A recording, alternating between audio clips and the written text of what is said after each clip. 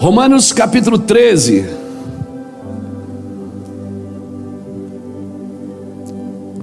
versículo 8, diz assim: a ninguém devais coisa alguma, a não ser o amor com que vos ameis uns aos outros. A ninguém deveis coisa alguma, a não ser o amor com que vos ameis uns aos outros, pois quem ama ao próximo cumpriu a lei. Pegou? Quem ama o próximo cumpriu a lei. Com efeito, não adulterarás, não matarás, não furtarás, não darás falso testemunho, não cobiçarás, e se há algum outro mandamento, tudo nesta palavra se resume. Tudo nesta palavra se resume. Pegou? Amarás o teu próximo como a ti mesmo.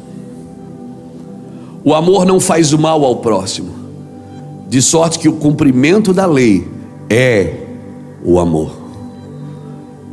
E fazer isto, conhecendo o tempo, já é hora de despertarmos do sono, porque a nossa salvação está agora mais perto de nós do que quando aceitamos a fé. A noite é passada e o dia é chegado. Rejeitamos, pois, as obras das trevas e vestimos-nos das armas da luz. Andemos honestamente como de dia, não em glutonaria, nem em bebedeiras, nem em orgias e dissoluções, nem em contendas e invejas. Antes, revesti-vos do Senhor Jesus Cristo, e não tenhais cuidado da carne em suas concupiscências. Amém? Precisa pregar? Precisa? Estenda a mão para cá, me abençoa, ora por mim, diz assim: Senhor, abençoa esse cara aí, abençoa esse pastor aí.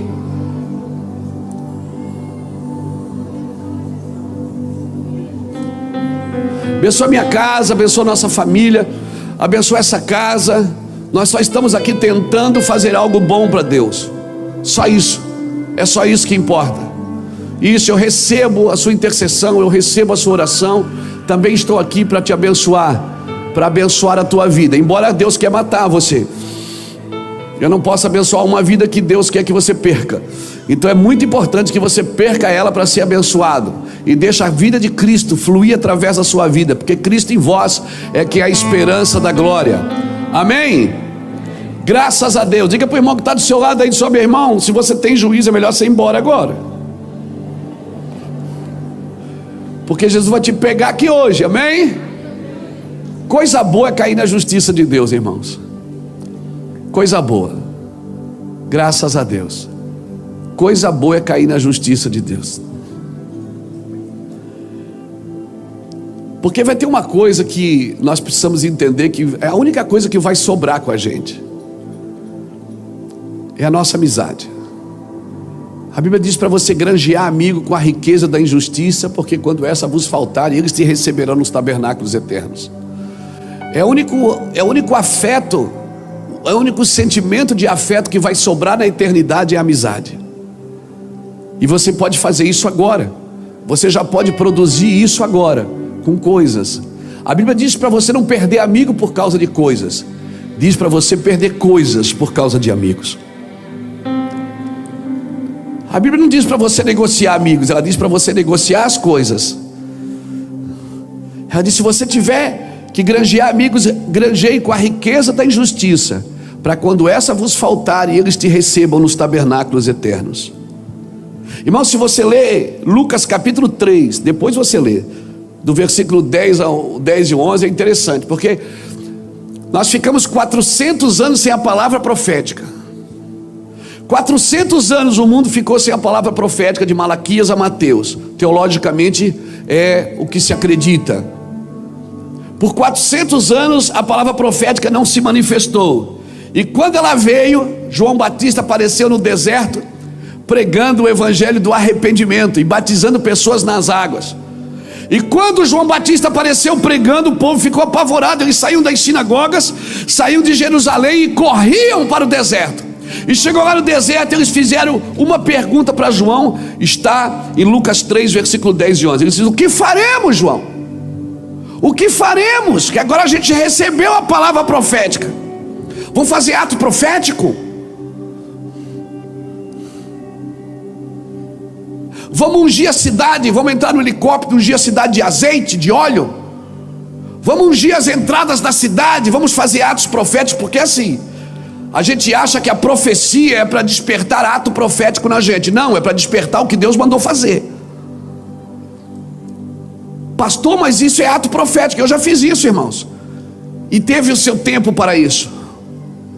Só que João Batista, eles perguntaram: João, a palavra profética veio, e agora o que a gente faz? Unge a cidade, cerca a cidade, libera decretos, enterra os decretos, unge com helicóptero, vamos ungir a cidade de óleo? João Batista: não, quem tiver 2 túnicas, dá uma para o outro. E aí o soldadiel, ele disse: não use da sua autoridade para menosprezar as pessoas, trate elas com justiça. João Batista deu conselhos práticos. Sabe qual é o problema? Muitos de nós queremos só ficar nos atos proféticos, porque isso isenta a gente de ser prático na fé. Isso isenta a gente de botar a mão no bolso, isenta a gente de chorar, isenta a gente de fazer coisas práticas realmente, de ajudar pessoas. E aqui, Romanos, Paulo está escrevendo sobre o amor ao próximo. Ele diz: a ninguém deveis nada a não ser o amor. Você é devedor de amor, meu amigo.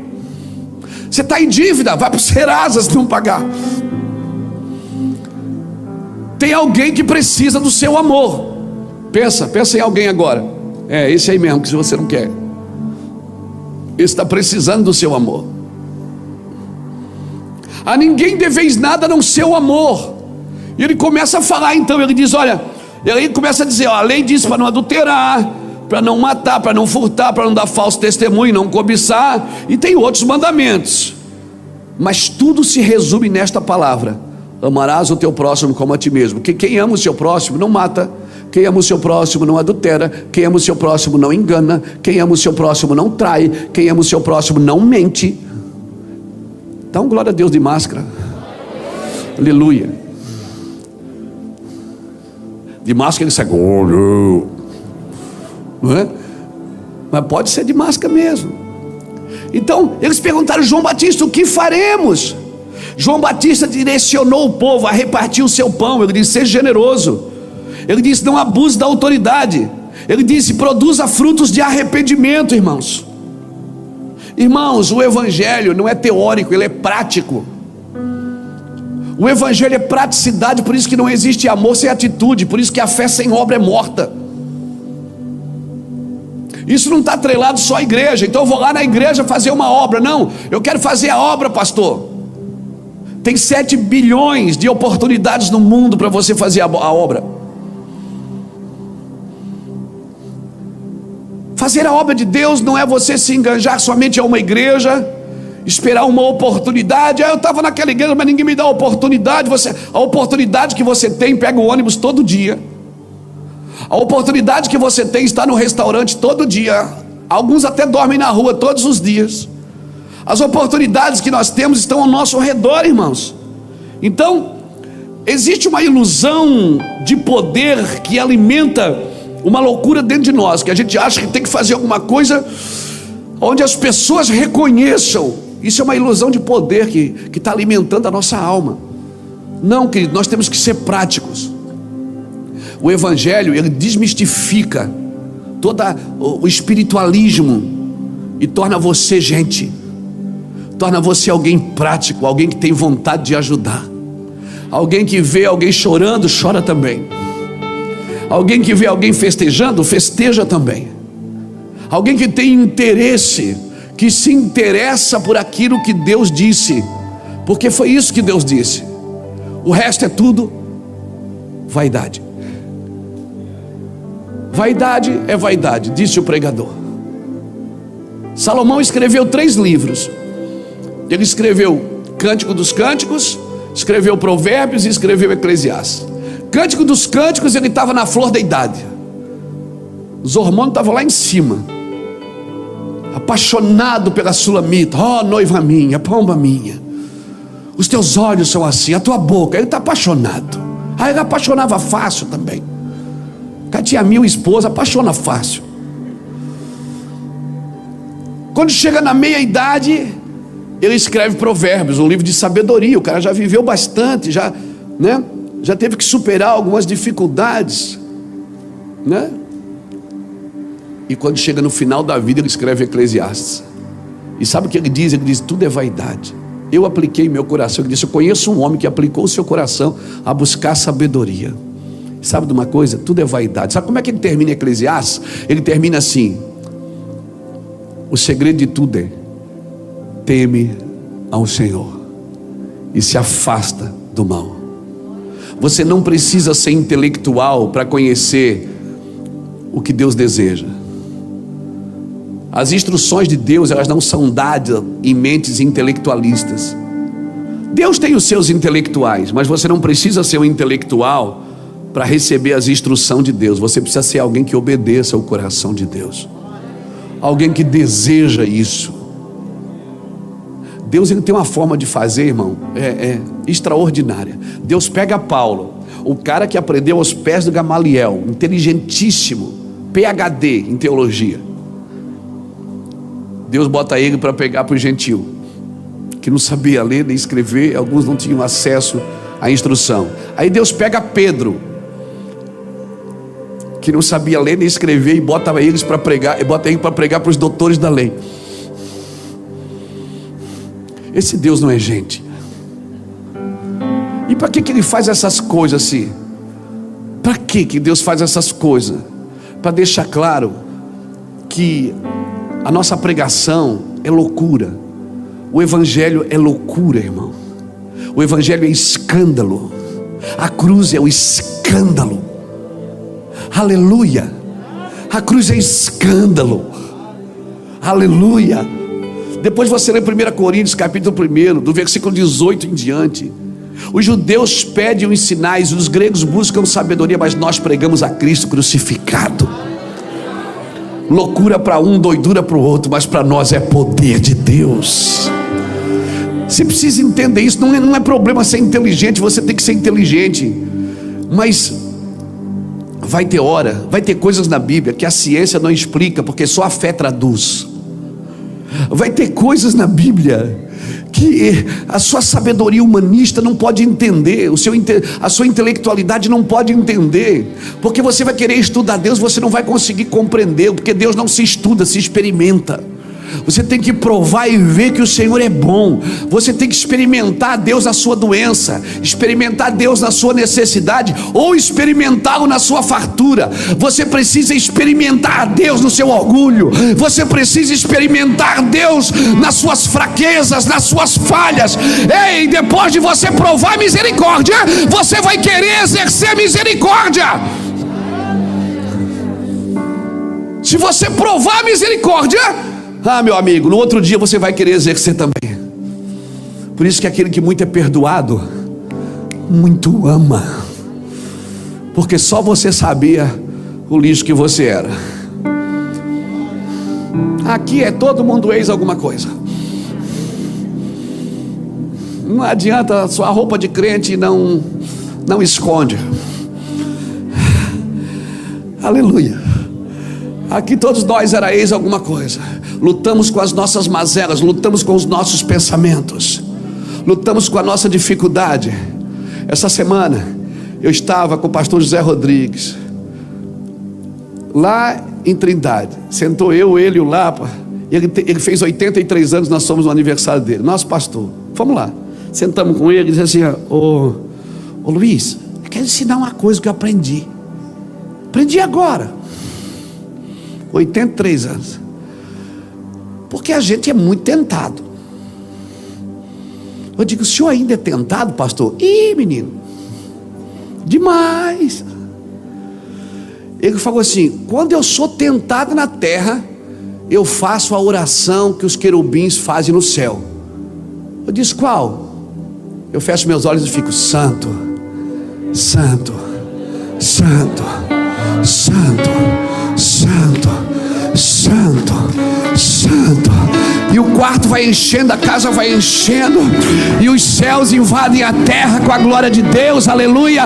E aquela tentação que me deixou com raiva, aquela tentação que veio me roubar da presença de Deus, pronto. Eu estou ouvindo um homem de 83 anos me dizendo como fugir de uma tentação, como fugir de uma perseguição, como quando a sua mente vagueia pensando em coisas que não deve, quando a sua boca fala o que não deve, quando os seus ouvidos querem ouvir o que não deve. E aí você fica, puxa, eu estou lá na igreja, eu choro, eu sou crente, mas por que essas coisas não saem da minha cabeça? Santo, santo. Faça a oração que os querubins estão fazendo na eternidade, por toda a eternidade. O papo do céu é santo. E a Bíblia diz que eles tinham olhos para todos os lados, porque para onde eles olham tem santidade. O papo deles, eles não, a conversa dos querubins não é: você viu o irmão fulano de tal? Ih, tá perdido. Você viu a irmã fulano de tal, traiu o marido. Você viu o cara deu uma despesa lá e enganou todo mundo. Não, o papo do céu é só santo, santo. A Bíblia diz que eles olham um para o outro e dizem: ele é santo. Ei, ele é santo, santo, santo, santo. É o Senhor dos exércitos. Toda a terra está cheia da sua glória. Glória! Ah, meu Deus, aleluia! Santo, santo, santo. Diante da tua beleza, só me resta dizer santo, santo. Diante da tua beleza, só me resta dizer santo, santo.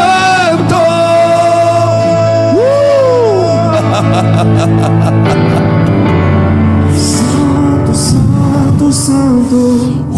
Santo, santo, santo.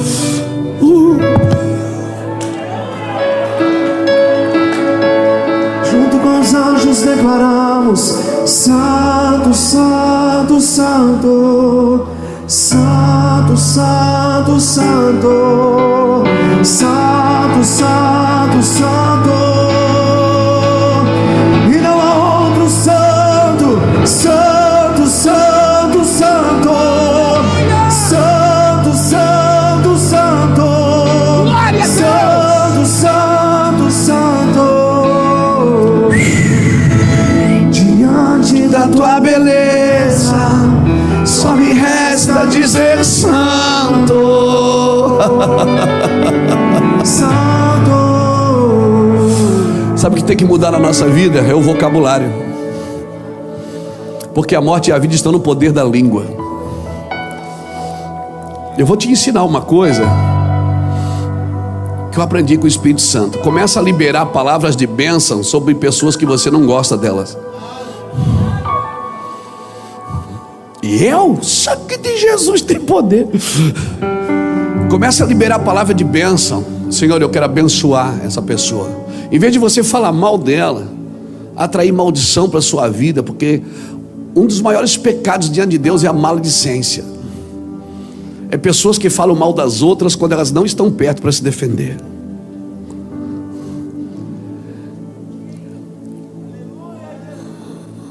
E a igreja do Senhor, irmãos, ela tem uma aptidão para isso, uma graça de viver isso, de falar mal das pessoas. Basta a pessoa pisar na bola, fazer alguma coisa que a consciência dela condena.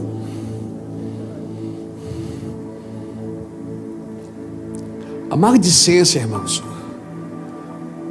Por isso que tudo se resume nessa palavra: ama o teu próximo como a ti mesmo. Não, mas eu amo, não ama coisa nenhuma. Porque se você amasse, você protegia, não expunha, não colocava na vitrine para todo mundo ver. Uma pessoa que ama, ela esconde, ela faz o que Jesus fez com a igreja. Pegou a igreja pecadora e colocou atrás dele, e disse: ninguém tira a minha vida, eu a dou por ela. E ele disse: aquele que não amar o seu próximo como eu amei a igreja.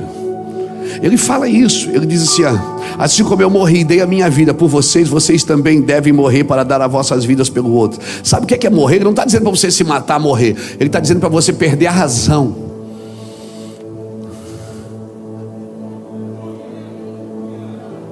Porque diante de Deus não importa quem está certo, quem está errado, importa quem ama. E se você tiver que assumir a culpa, foi isso que Jesus fez, ele assumiu a culpa por amor. Porque quem assume a culpa, assume por amor. Ele diz: assim como eu morri e dei a minha vida por vós, vós também deveis morrer e dar a vossa vida pelo outro. Evangelho, querido, é muito mais do que caixinha de promessa, é muito mais do que ler o Novo Testamento e os Salmos. Evangelho é vida prática, é renúncia. E quanto mais você renuncia, mais a autoridade dos céus é despejada sobre a tua vida e sobre a tua casa e sobre a tua descendência. Quanto mais você recua, mais Deus avança. Se você cruza os braços, Deus estica a mão. Se você estica a mão, Deus cruza os braços. Porque a tua justiça não tem condição de competir com a justiça de Deus. Não tem. Eu creio no Cristo exaltado, sendo a centralidade da igreja, a arma fundamental daquilo que nós temos que mostrar para o mundo. O Cristo ressurreto, o Cristo que se esvaziou a si mesmo, tomou a forma de servo e foi obediente até a morte e morte de cruz. É esse Cristo que eu sirvo, e é esse Cristo que eu acredito. Para mim não importa quem está com a razão, quem está... Importa é se nós estamos amando quem precisa ser amado, não quem merece ser amado. Bota aqui na tela para mim 1 Timóteo. Bota aqui 1 Timóteo capítulo 3. Vamos ler do versículo 3 ao 6. A ninguém deveis nada, a não ser o amor. Você diz: mas ele está me devendo. Como é que eu vou amar quem está me devendo? Não, você está devendo amor para ele. Você está devendo mais para ele do que ele para você. Eu falei para você ir embora no começo, lembra? Vamos lá, 1 Timóteo capítulo 3.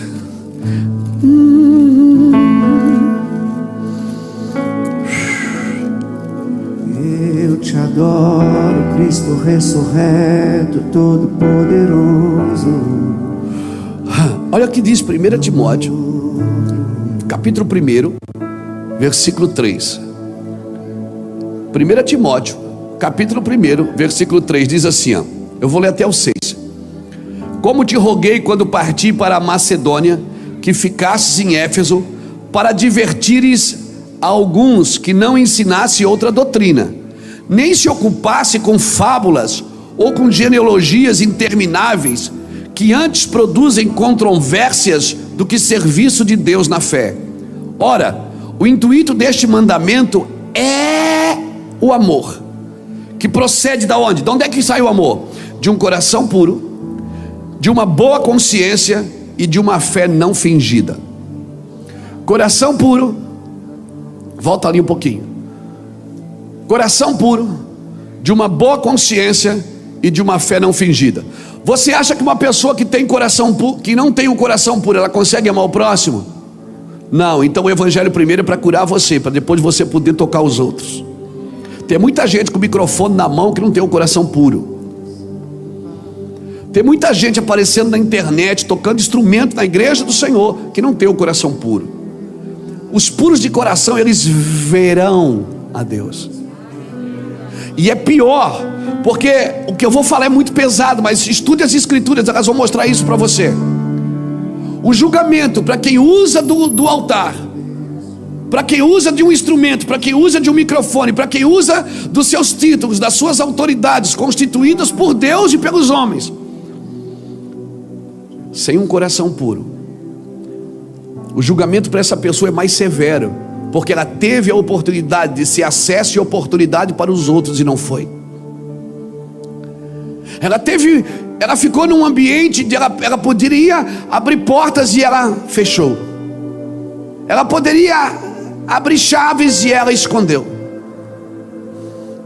quem usa das posições que Deus dá, dos dons que Deus dá para oprimir pessoas, não sabe o julgamento que vai viver na eternidade. Nós somos chamados para amar, não para controlar, irmãos. Isso é muito sério, querido. Eu estou pregando hoje aqui para a igreja. Domingo à noite é culto da igreja. Não é numa conferência evangelística. Embora tem pessoas aqui que precisam entregar sua vida para Cristo hoje. O fim, Paulo está dizendo, olha, o fim dessa demonstração é o amor que procede de um coração puro, de uma boa consciência e de uma fé não fingida. Então, levanta sua mão direita assim, deixa eu fazer um ato profético. Diga assim: Senhor Jesus, eu preciso de um coração coerente, comovente, convincente e consistente. Me dá esse coração, Senhor, um coração igual ao teu. Amém. A minha oração é que esse coração venha para nós. Que a gente, irmão, que tem de gente querendo fazer a obra de Deus. Ah, mas eu tenho um chamado. Irmão, o chamado é uma chama gritando dentro de você, uma chama de amor. Ninguém pode entrar no chamado por outro motivo. A Bíblia diz que ninguém toma para si essa honra, a não ser aqueles que foram chamados por Deus. E quem foi chamado por Deus? Quem foi chamado por Deus? Aquele que Deus pode tocar com um coração puro, com uma boa consciência e com uma fé não fingida. Às vezes o cara é todo errado. Davi era um homem perfeito? Davi era perfeito? Não. Mas era apaixonado por Jesus, por Deus. Davi não se escondeu. Quando Deus revelou quem ele era, ele entregou, tirou a coroa da cabeça e foi para o deserto. E ele não pediu o trono de volta. Ele não disse: Senhor, me dá o cetro, me dá o trono. Não, ele não quis voltar para a obra. Ele quis voltar para o coração de Deus. Ele disse: me dá um coração igual ao teu. Cria em mim um coração puro. Renova em mim um espírito inabalável. Irmãos,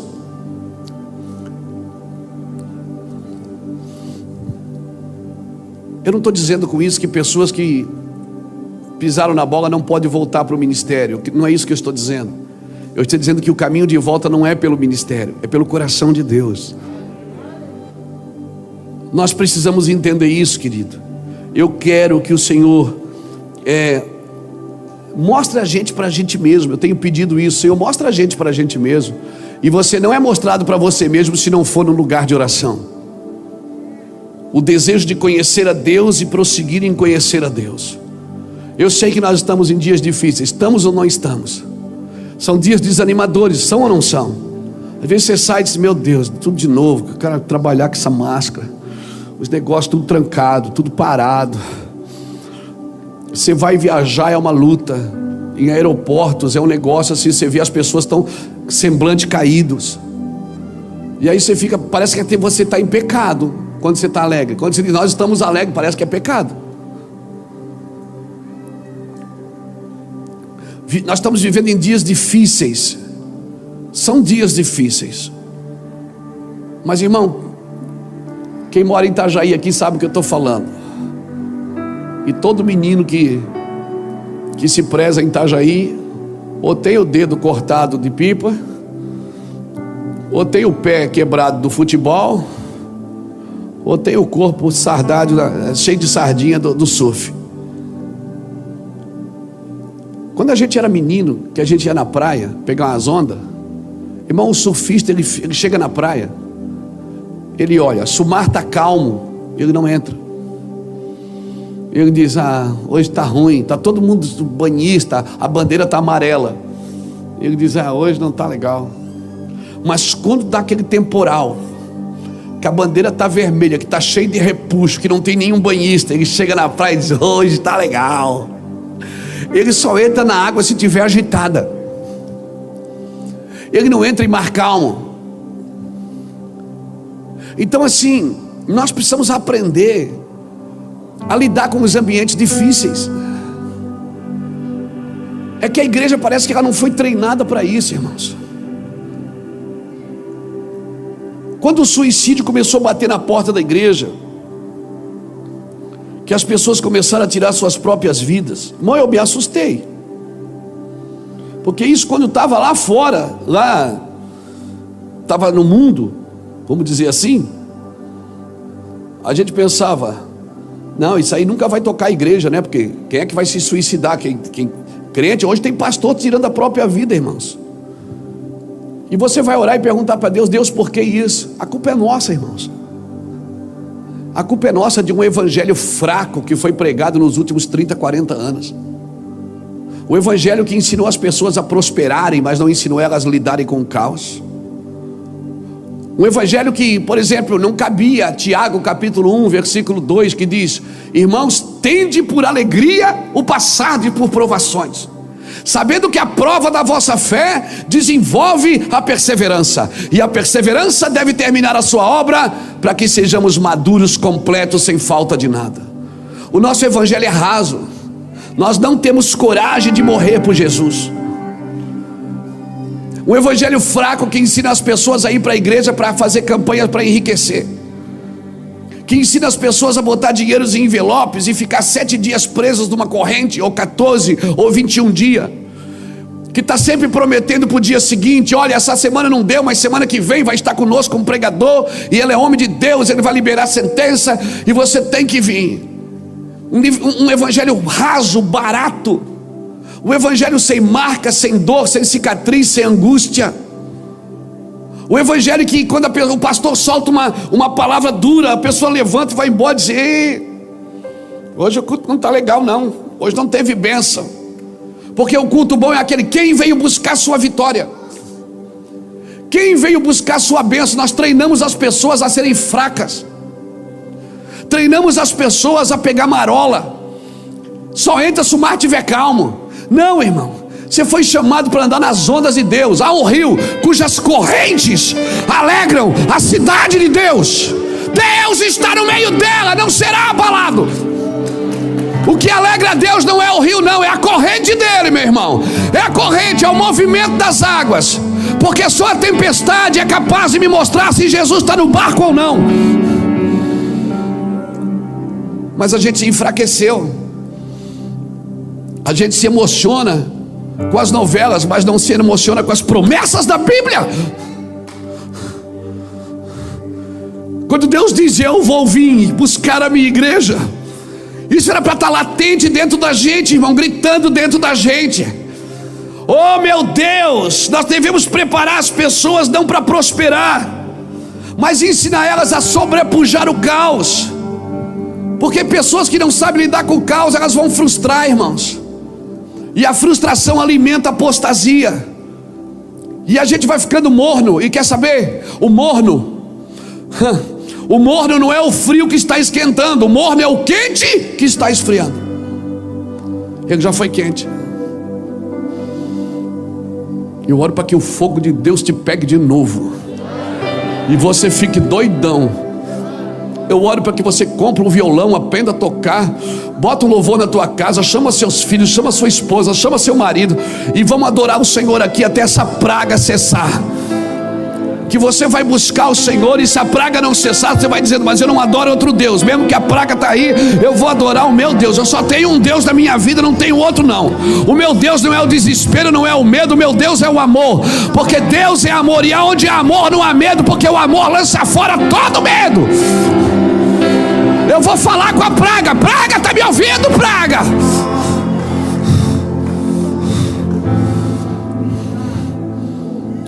Crente Nutella, irmão, que qualquer coisa machuca. Que palavra muito dura. Irmão, essa igreja está aqui hoje, a igreja de Jesus Cristo no século 21. Ela está aqui porque homens perderam suas famílias inteiras, queimadas vivas, porque eles resolveram traduzir alguns versículos das Escrituras para salvar sua família. Essa igreja está aqui hoje, você está com a Bíblia na mão, porque pessoas inteiras viram seus filhos sendo devorados por leões, pegavam os bebezinhos assim: você nega? Não, tá, soltava. E nós estamos de mimimi. A praga está aí, irmão. A gente passa sangue na porta. Amém. A gente passa sangue na porta e fica esperando o anjo da morte passar, mas fica esperando com a espada desembainhada, fica esperando com a massa levedada, porque a qualquer momento o Senhor vai dizer: vem, e a gente vai estar pronto para seguir o Cordeiro. Amém? Nós vamos estar prontos para deixar o Egito, irmãos, em nome de Jesus Cristo. A igreja brasileira, ela precisa, sabe o que? Se arrepender pela pregação do evangelho superficial e triunfalista. A igreja do Senhor, ela precisa se arrepender. A gente tem que pedir perdão, dizer: Deus, perdão, porque eu poderia ter gastado meus dias pregando um evangelho sólido, ensinando os adolescentes que masturbação é pecado, ensinando as meninas a casarem virgens. Não, mas hoje o sangue de hoje não, hoje é liberal. Liberal não, meu irmão. A Bíblia continua sendo moral em todas as épocas, em todas as eras, para todas as idades, ensinando suas crianças que não precisa mentir, que o pai da mentira é o diabo.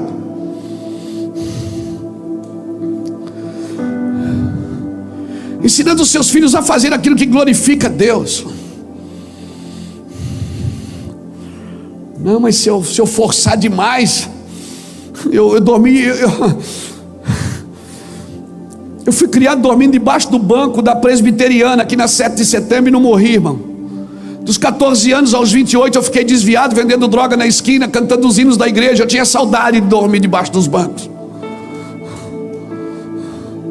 Hoje as pessoas vão para o restaurante, elas vão para o restaurante, vão para o shopping, vão para a praia, mas na igreja não, porque o vírus está na igreja. Crentes meia boca, fiquem em casa mesmo, vocês são fracos.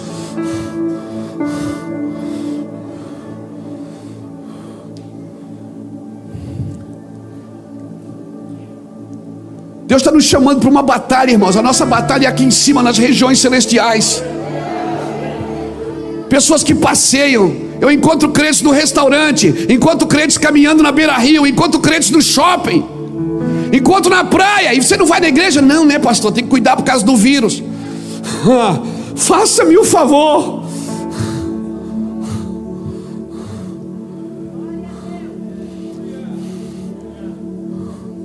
Se você pegar aqui e morrer aqui, pelo menos você morre salvo. E um dia você vai reencontrar sua casa de novo.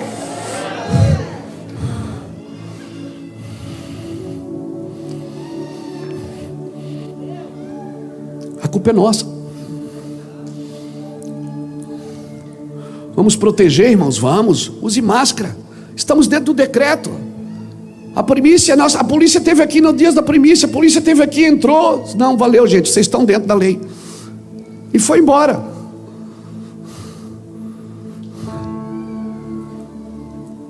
Não estamos quebrando a lei, agora vamos ser crente. Vamos ser crente, vamos orar, irmãos. Vamos orar, vamos jejuar. Você acha que toda pessoa que comete suicídio, ela quer morrer? Ela não quer morrer, irmãos. Ela só quer soltar um fardo. Isso está invadindo as igrejas.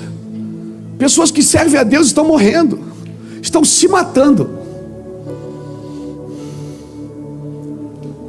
Alguém me disse esse dia: pastor, você ouviu o pastor fulano de tal morreu de Covid e é juiz, não é, pastor? Eu digo: não, filho, Deus tem prazer na morte dos seus santos. Crente não morre, irmão.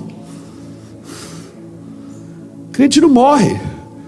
Jesus disse: aquele que se arrependeu, aquele que está vivo nunca morrerá.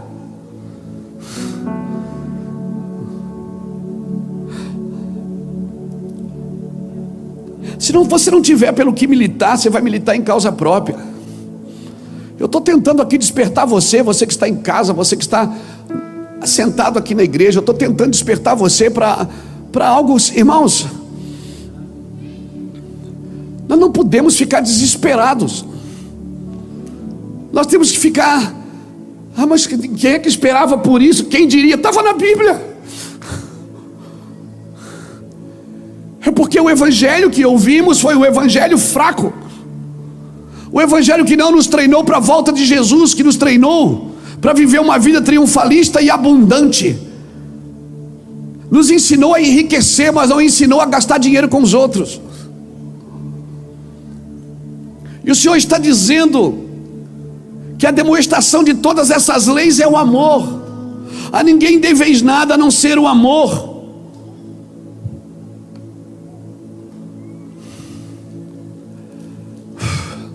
Vocês ficaram tão quietos.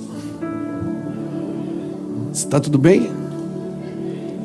Posso continuar? Está ferido? Não, né? Está ferido? Não, hora que passa, passa rápido. É papel da igreja se gloriar no sofrimento. Eu vou repetir, é papel da igreja se gloriar no sofrimento. É papel da igreja se gloriar no sofrimento. Ensina isso, ensina as pessoas a se gloriar no sofrimento. Paulo, Cristo e tantos profetas deixam esse modelo para a gente. E se gloriar no sofrimento, por quê? Porque este sofrimento é que vai gerar a verdadeira esperança na sua vida. E a verdadeira esperança, ela não te frustra, porque ela está presa nas convicções do seu espírito, não da sua alma. Pessoas que estão frustradas com a vida, por que elas estão frustradas? Porque não foram ensinadas a se gloriar no sofrimento. É o sofrimento que vai gerar nela perseverança e caráter aprovado e esperança.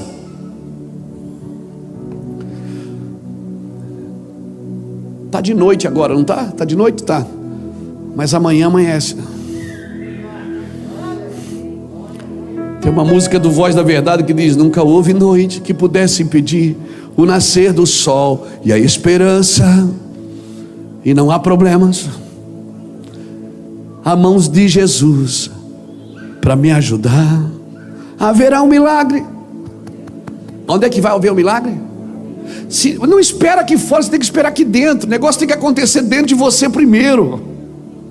O rompimento é de dentro para fora, a libertação é de dentro para fora, a liberdade de viver o evangelho sadio é de dentro para fora.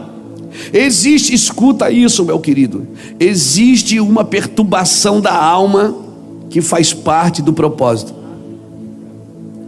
Lucas 12, 27. Lucas 12, 27, bota aqui. Lucas não. João 12, 27. Bota aqui João 12, 27 para mim, filho. Vamos ver se é João mesmo. É João. João, é você. João 12, 27. Deixa a Bíblia aberta aí, sempre. Agora, a minha alma está perturbada. A minha tradução diz: está angustiada até a morte. E que direi eu? Pai, salva-me desta hora? Mas para isso vim. Jesus está dizendo: a minha alma está angustiada até a morte. Agora eu vou orar para Deus e dizer: Deus, me tira dessa angústia. Ele disse: não, foi para isso que eu vim. Eu estou angustiado porque eu estou cumprindo o meu propósito. É isso que Jesus está me ensinando. Ele está dizendo: a minha alma está angustiada até a morte. Mas o que direi? Senhor, me afasta desse momento. Ele disse: não, foi para isso que eu vim. Sabe como chama isso? Convicção. Pai, afasta de mim este cálice, mas contudo seja feita a tua vontade e não a minha. Ou seja, eu estou submisso a algo maior, a um propósito maior do que a minha vontade e o meu medo. Tem um propósito maior.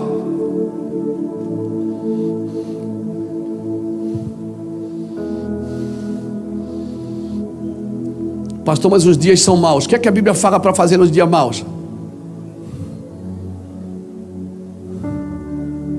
O que é que a Bíblia fala? Eclesiastes capítulo 12, versículo 1 diz o quê?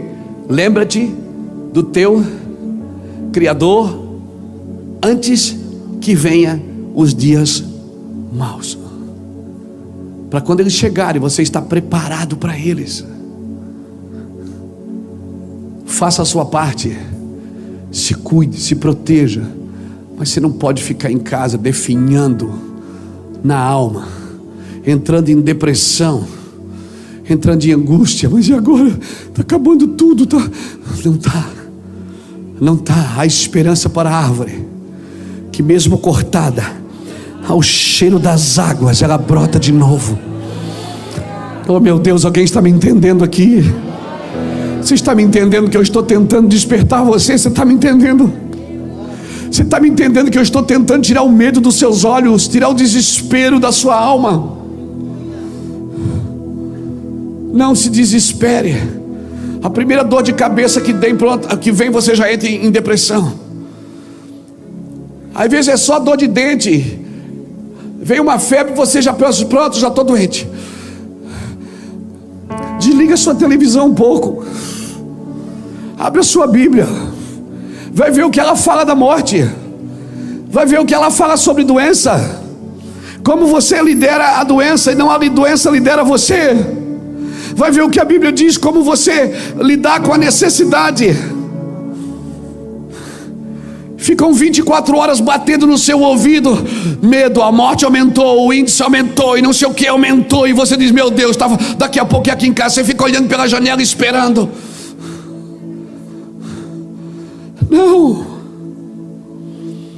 Não. Eu sei que o meu Redentor vive. Eu viverei e contarei as maravilhas do Senhor. Aleluia. Nós precisamos pedir perdão. Nós precisamos pregar um evangelho sadio. Me perdoa se eu não estou sendo claro. Me perdoa se você veio aqui e eu não preguei para você um evangelho de desafios, um evangelho que confronta você. Me perdoa por ter apresentado um evangelho de aparência, de conquista e de prosperidade. Nós precisamos voltar a ser sinceros. Nós precisamos romper do nosso meio com as meias verdades. Vamos tirar do nosso meio as meias verdades. Vamos falar as verdades. Vamos dizer: a igreja, ela está precisando sim de amor. Ela está precisando amar os seus. Nós precisamos nos voltar para o evangelho simples e verdadeiro. Sabe o que aconteceu? A modernidade, ela facilitou as coisas. Não facilitou? Mas ela dificultou as pessoas. Antigamente as coisas eram difíceis, mas as pessoas eram fáceis. Hoje as coisas ficaram fáceis, mas as pessoas ficaram difíceis. Tem gente se matando porque um sinal ficou vermelho e outro verde. No tempo que a gente era menino, como as coisas eram difíceis.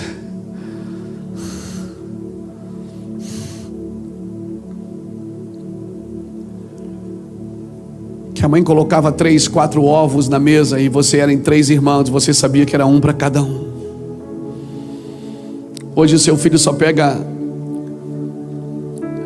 o iFood, usa a senha do pai e pede em casa o que ele quiser comer. Glória a Deus pela fartura. Mas nós perdemos o senso de contribuir, de repartir, de saber até onde eu posso ir. Nós estamos perdendo o senso de vida, de compartilhar, de relacionar. O senso relacional.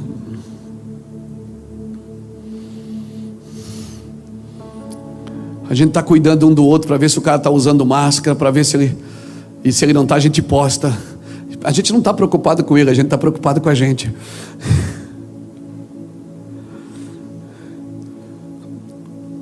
É um tentando mostrar que o outro está errado. Nós éramos virtuosos e nos tornamos virtuais. Eu quero declarar que você ainda é virtuoso. E o virtuoso, ele testemunha pelas virtudes, não pelas postagens. Um homem virtuoso, uma mulher virtuosa, testemunha pela sua virtude, não é pelas suas postagens. Você não é um produto da mídia. Nós não somos um produto da mídia. Nós somos um produto da vontade de um Deus que me elegeu nele antes da fundação do mundo, para que eu fosse santo e irrepreensível diante dele em amor. Eu quero nessa noite aqui despertar você para se posicionar, para se posicionar, irmãos. Hoje as coisas são mais fáceis, mas as pessoas se tornaram difíceis ou não se tornaram, irmão? Fala a verdade. É ou não é? Se tornaram ou não se tornaram, irmãos, difíceis? As pessoas ficaram difíceis. Um monte de gente tentando explicar quem Deus é. E eu vou te falar uma coisa, no meu coração, só tenta explicar Deus. Quem tenta explicar Deus é o que sobrou. É a única tarefa que sobrou para quem não vive com Ele. Tentar explicar Deus é a única tarefa que sobra para quem não vive com Deus.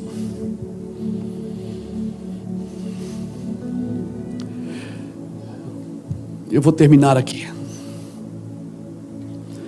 Eu saí, fugi aqui, passei o dedo aqui e fugi da minha marcação. Peraí. 2 minutos. Achei. Obrigado, Espírito Santo. E é sobre o Espírito Santo mesmo. O Espírito Santo quer restaurar a nossa atenção. Ele está chamando a gente de volta para restaurar a nossa atenção a Ele. Nós estamos muito distraídos com muitas coisas e nós não entendemos por quê. Irmão, tudo que Jesus fazia era para mostrar quem Ele era, não o que Ele podia. Tudo que Jesus fazia, quando Ele ressuscitou o morto, Ele estava dizendo o quê? Eu sou a ressurreição da vida. Quando Jesus multiplicou os pães, o que Ele estava dizendo? Eu sou o pão da vida. Tudo que Jesus fazia não era para mostrar o que Ele podia, mas para mostrar quem Ele era. Por isso que quando o diabo colocou em jogo quem Ele era, mandou Ele fazer algo, Ele não fez. Porque Jesus sabia quem Ele era. Se tu és o Filho de Deus, faz isso. E se tu és o Filho de Deus, faz aquilo. Jesus disse não. Ele não fez. Ele fazia milagres para revelar a sua natureza. Quando Deus te dá dons e você usa os dons, não é para manifestar o seu poder, é para manifestar a sua natureza, de quem você pertence. Porque quer saber, cristão, Deus não quer te usar, Deus quer te possuir. E usar, Ele pode usar um galo. Tem relatos na Bíblia que Ele usou uma mula. Ele usa um peixe. Ele usa um animal, uma ave. Mas Ele quer possuir você. Porque o fato de Ele te usar não significa que Ele te possui. Mas se Ele te possui, Ele pode te usar a qualquer momento, para qualquer um, em qualquer circunstâncias, em qualquer lugar. Por isso muitos naquele dia dirão: Senhor, em Teu nome eu curei, em Teu nome eu revelei, em Teu nome eu profetizei, eu fui usado. Eu disse, mas eu não te conheço. Você não aplicou o teu coração em me conhecer. Na realidade, eu não te usei, foi você que me usou. O Senhor Jesus quer restaurar a nossa atenção, irmãos. Ele quer restaurar a nossa atenção, e eu quero orar para que isso aconteça. Fica de pé comigo.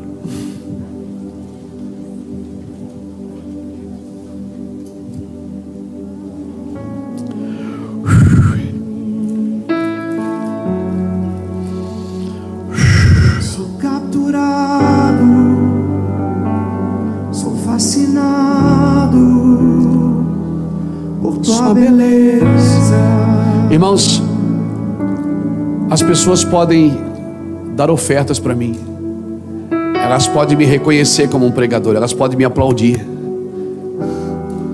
mas o azeite elas não podem me dar. A unção, ela só sai de uma intimidade, de uma vida. A unção que você precisa e eu preciso, ela só sai das entranhas do coração de Deus. As pessoas podem te dar reconhecimento, podem te dar ofertas, podem te dar aplausos, mas elas não podem te dar o que só Deus pode te dar. Por isso que as 5 nécias que não tinham azeite, elas disseram para as 5 prudentes: nos dá o azeite. Elas disseram: não, vai comprar. Porque é a única tarefa que sobra para quem não busca o coração de Deus, é comprar o azeite. É a única tarefa que sobra. Ela disse: vão aos que vendem, porque tem os que vendem. Vai aos que vendem e compre azeite. Tem quem vende, irmãos. Tem quem vende o azeite. Não tente impressionar Deus com a sua lâmpada. O que impressiona Deus é o azeite extraído do coração dele. Eu quero orar por você. Hoje essa palavra é para o crente mesmo. Essa palavra é para quem é crente, para quem bate no peito e diz: eu sou crente, eu sou evangélico. Essa palavra é para mim e para você. Nós precisamos nos arrepender e dizer: Deus, eu quero te amar, e eu quero amar o próximo como a mim mesmo. Eu não consigo liberar amor para os outros. Como que eu vou conseguir? Se eu não buscar o coração de Deus e não ver, eu não descobrir em Deus as intenções dele para com o outro. Porque Deus tem uma intenção para todo mundo, e uma intenção boa. E se eu entrar no coração de Deus e descobrir o que Deus quer para o Luciano, eu também vou ajudar. Porque a intenção de Deus, ninguém que é tentado diga que é tentado por Deus, porque Deus a ninguém tenta. Deus tem uma intenção boa com a vida do Luciano. Deus tem uma intenção boa com a vida do Horácio. E se eu entro no coração de Deus, eu vejo o Horácio, eu vejo o Luciano como Deus está vendo e não como eu quero ver. A minha ótica muda, e se mudar a minha ótica, vai mudar o meu vocabulário. E se mudar o meu vocabulário, eu começo a abençoar pessoas e não a maldizê-las. E aí eu vou fazer exatamente o que o Senhor me chamou. Ame-os. Deus está procurando corações vazios que estejam dispostos a deixar Ele preencher do seu amor. Deus quer amar pessoas através de você. Deus quer amar pessoas através de você. Ele está disposto a amar vidas através de você. Essa mensagem hoje é para crente. É para crente. Amém? Ou você ministra o coração de Deus, ou você vai ter que comprar o azeite também, para se manter aceso. Eu prefiro ministrar no coração de Deus. Se tiver alguém aqui nessa noite, uau, você está aqui nessa noite e você diz: cara, eu sou esse cara que você falou aí, eu sou essa mulher que você falou aí, eu não tenho mais esperança nenhuma. Não tem problema. O próprio Jesus, ele já brigou com a falta de esperança. O próprio Jesus disse: Pai, afasta de mim essa vontade, mas contudo seja feita a tua. O próprio Jesus já se sentiu abandonado na cruz. Ele disse: Eli, Eli, lama sabachthani, porque Deus, meu Deus, por que tu me desamparaste? Então não é pecado você se sentir, achar que Deus te deixou, que Deus te desamparou. Não. Pecado é você esconder isso. Fala para Deus: por que eu preciso entender que eu não entendi ainda? Você está aqui nessa noite, eu quero orar por você. Se você está nessa condição que eu falei aí, só levanta a mão onde você está. Deixa eu ver se tem muita gente. Vem aqui na frente, você que levantou a mão, eu quero orar por você. Não é muita gente. Pastor, eu estou vazio. Você não faz ideia, você é a matéria-prima para Deus te encher. Deus só pode encher o que está vazio. Se você apresentar algo cheio para Ele, Ele não pode encher não. Mas se você for sincero: Senhor, eu estou vazio. Eu não. A gente diz assim, ó, cara, eu não tenho vontade de orar. Você acha que eu tenho? Eu tenho vontade de pregar. Eu tenho vontade de escrever livro. Eu não tenho vontade de orar. Porque você não faz porque tem vontade. Você faz porque o seu espírito clama: Abba, Pai. Você diz: pastor, ora por mim porque eu não consigo orar. Fica sentado lá sozinho até a palavra sair. Se não sair, fica lá. Quem sabe você tem que fazer voz, quem sabe você tem que fechar a boca. Eu quero orar por você, porque o que tem destruído essa geração é a falta de esperança, irmãos.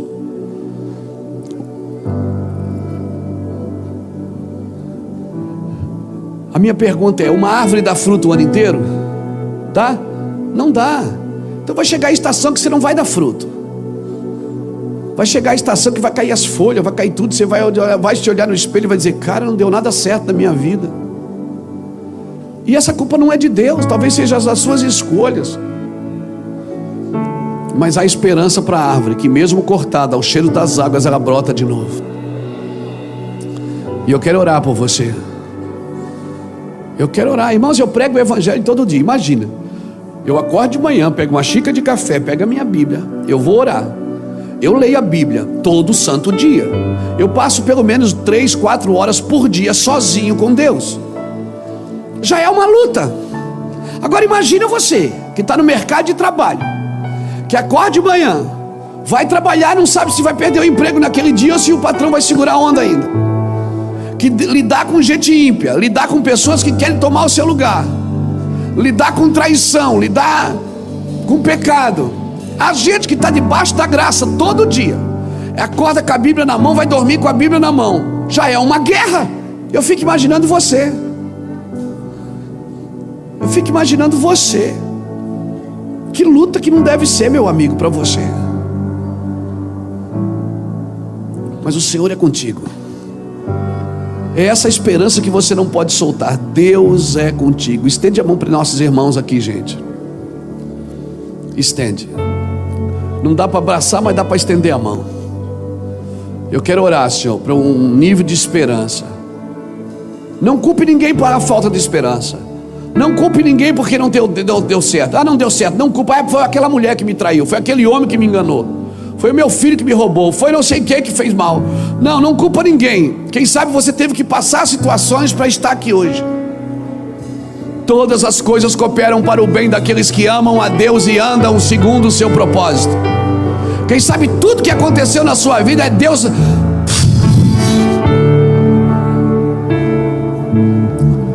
Tudo que aconteceu na sua vida foi para que você olhasse para dentro de você e parasse de olhar a vida dos outros e olhasse a sua agora. Estende a mão para cá, queridos, porque Deus vai libertar pessoas aqui hoje do medo, da falta de esperança. Hoje vai ser uma noite tranquila para você. Sim, Deus, sim, Senhor. Pai, eu oro para um batismo de esperança na vida dos meus irmãos. Um batismo de esperança sobre a casa desta mulher. Sim, Deus, um batismo de esperança. Fora o medo, fora o desespero, fora a solidão, fora o medo. Toque-os com fogo, Jesus. Toque-os com poder, toque-os com graça. Abre as portas. Sim, Senhor. Pai, eu oro por esta casa, para que o Teu nome seja glorificado na vida deles. Eu oro para que a Tua santidade e a Tua presença reine sobre eles, Pai, em nome de Jesus Cristo. Aleluia. Bênção. Seja virtuoso. Ame o próximo. Não se desespere. Esse amor nasce desse coração puro, dessa consciência limpa e de uma fé não fingida. A fé opera pelo amor. Sem amor não tem fé, gente. Você tem que amar o que você acredita.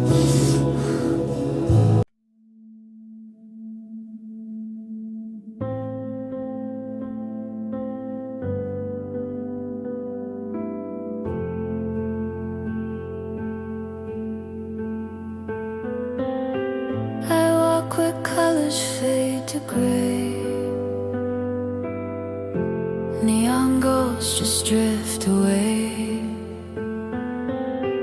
My shadow hums a lullaby to dreams that never said goodbye. Whispers fall from open skies, echoing the tears in my eyes.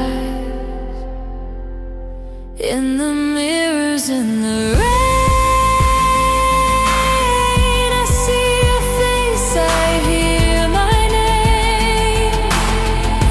Every droplet paints the pain, but washes me clean again.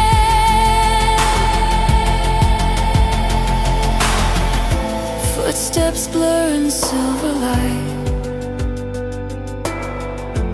City breeze, it holds me tight. Windows weep like fragile glass. reflecting moments that won't pass. Every sound becomes a flame.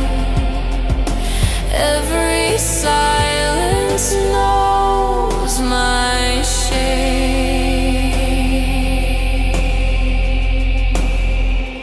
In the mirrors, in the rain,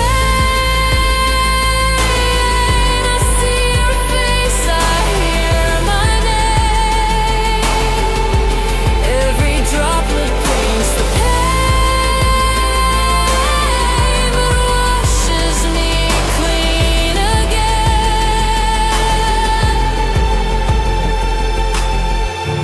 Maybe love was just the storm that taught my heart to be